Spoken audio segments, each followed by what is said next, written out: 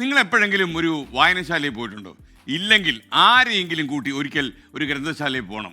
പുസ്തകങ്ങൾ ലഭിക്കുമെന്നതിനപ്പുറം കൂടെയുള്ള ആളുകളുടെ താല്പര്യങ്ങൾ കൃത്യമായി മനസ്സിലാക്കാൻ നമുക്കതിലൂടെ കഴിയും. ഒരു സംഘമായി ഗ്രന്ഥശാലയിൽ എത്തുന്നവർ ഒരിക്കലും ഒരു പുസ്തകം അന്വേഷിച്ച് ഒരേ റാക്കിലേക്ക് പോകാറില്ല, പുസ്തകം അടുക്കി വെച്ചിരിക്കുന്ന സാധനത്തിലേക്ക് പോകാറില്ല. ജീവിതത്തെ ഒരു തൂവൽ സ്പർശം പോലെ പറഞ്ഞു തരുന്ന പൗലോ കൊയ്ലോയിലും ചേതൻ ഭഗത്തിലും സമാധാനം കണ്ടെത്തുന്നവരുമുണ്ട്. ഇളം മനസ്സിൻ്റെ ഉടമകൾ ആണ് അവരെല്ലാം. എന്നാൽ അതേസമയം ജീവിതത്തിൻ്റെ അർത്ഥശൂന്യതയെക്കുറിച്ചും പ്രതിസന്ധികളെക്കുറിച്ചുമൊക്കെ ആലോചിച്ചുകൊണ്ട് ഒരുപറ്റം ആളുകൾ കാപ്കയും കുന്തേരിയും മുകുന്ദനും ആനന്ദുമൊക്കെയുള്ള റാക്കറ്റുകളിലേക്ക് കറങ്ങുന്നുണ്ടാകും. കഥയും നോവലുകളുമല്ല, രാഷ്ട്രീയ ലേഖനങ്ങളും ചരിത്രവുമാണ് വായിക്കേണ്ടത് എന്ന് കരുതുന്ന ക്ഷുഭിത യുവനങ്ങൾ EMSൻ്റെയും കെ ദാമോദരൻ്റെയും അരുന്ധതി റോയുടെയും ലേഖന സമാഹാരങ്ങൾക്ക് മുന്നിൽ തങ്ങളുടെ രാഷ്ട്രീയ ചോദ്യങ്ങൾക്ക് ഉത്തരം തേടുന്നുണ്ടാകും. ഒരു മുറിക്കകത്ത് എത്ര തരം മനുഷ്യരുണ്ടാകും എന്ന് നിങ്ങൾ ആലോചിച്ച് നോക്കുക.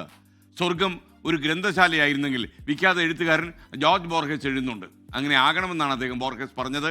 അതുകൊണ്ട് നിങ്ങളെ എന്തായാലും ഒരിക്കലെങ്കിലും ഒരു ഗ്രന്ഥശാലയിൽ പോകണം. നിശബ്ദമായി പല അഭിരുചിയുള്ള ആളുകൾ തർക്കമൊന്നുമില്ലാതെ ഒരുമിച്ച് ഒരു മുറിയിൽ ഇങ്ങനെ സ്വസ്ഥമായി ഇരിക്കുന്നത് കാണാം. ഇന്ന് നമുക്ക് അപൂർവമായൊരു കാഴ്ചയാണ് ഒരു സംഘം ആൾക്കാർ സമാധാനത്തോടെ ഇരിക്കുന്നത്.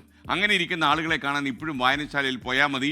അപ്പോൾ അടുത്ത് നിൽക്കുന്ന ആളുകൾ സമാധാനത്തോടെ കഴിയുന്ന ഒരു ജീവിത സാഹചര്യം നമുക്കുണ്ടാകട്ടെ എന്ന് ആത്മാർത്ഥമായി ആശംസിച്ചുകൊണ്ട് നമുക്ക് ഈ ദീപാവലി ദിനം സന്തോഷമാക്കാം, ആഹ്ലാദഭരിതമാക്കാം. എല്ലാവർക്കും ഒരിക്കൽ കൂടി സ്വാഗതം. ലോകത്തെവിടെയായാലും ഏത് സമയത്തും 24 വാർത്തകളും ഓഗ്മെന്റഡ് റിയാലിറ്റി പാക്കേജുകളും എക്സ്പ്ലെയിനറുകളും വിശദമായി കാണാൻ ഞങ്ങളുടെ യൂട്യൂബ് ചാനൽ നിങ്ങൾക്ക് സബ്സ്ക്രൈബ് ചെയ്യാം.